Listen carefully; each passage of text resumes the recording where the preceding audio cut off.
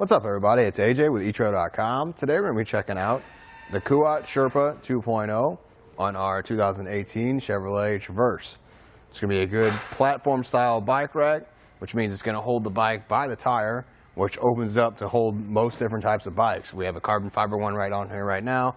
If it was a center mast one that had the hook that came down and touched the frame, we wouldn't be putting this on there because we don't want to damage this frame at all. It could easily be dented or scratched. This way, it comes down on the wheel. That way, no frame contact at all. So we have a road bike on here right now. It holds it very well. It also can tilt away. So with this lever here, you can tilt away with the bike on there. Now, with your Traverse, you can't open the door with it tilted away. It will make contact with the handlebars here. I'm not going to show you that. We did it before. We tested it. But just remember that you can't open that door this way. Bring it back up.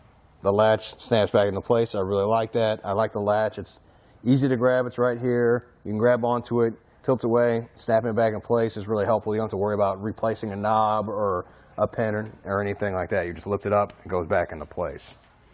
Let's take a look at how it's held over here. You got the strap down here in the cradle. Just ratchets down. To release it, you can just push on this and pull up. Really easy to do. You can hear it ratcheting down, holding that back tire into place. I'm going to go ahead and remove it because we're going to remove our bike. Come over here and look at the front hook that goes on the tire. It's pushing on this button here. You can lift that up, easily push it out of the way, and if you're going to install it, just bring it up here to the tire, push down on it. You can hear those clicks letting you know that it's getting down tight on that tire. So with that out of the way, I can set this aside.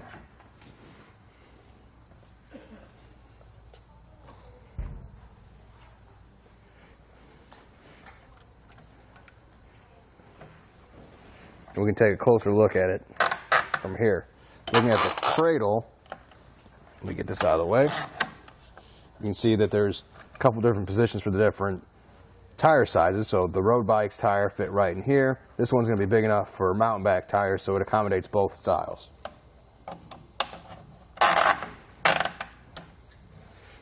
Now let's get some measurements. I'm going to grab my tape measure over here.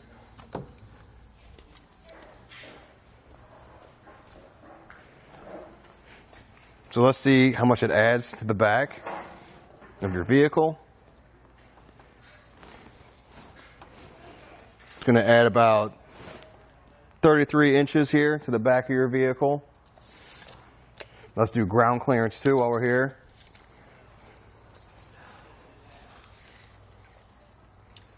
Looks like, actually the lower point's over here.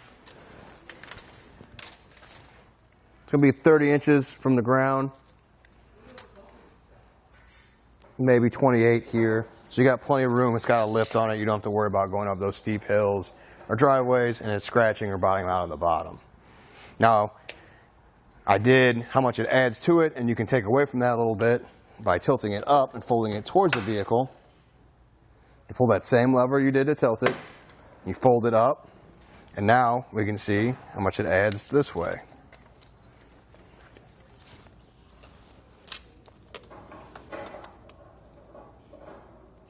It's like 14.5 inches from the bumper out to here, so that takes up far less space, but you still want to remember it's back there when you're backing out or pulling your garage. Now let's see how close it comes.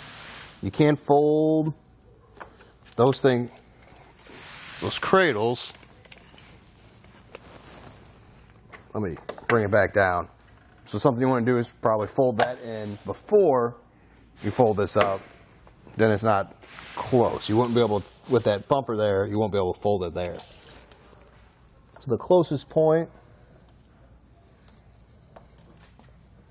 looks to be right there at 4.5 inches. So you do have plenty of space in there. You don't have to worry about making contact and shake this back and forth. It's not even coming close.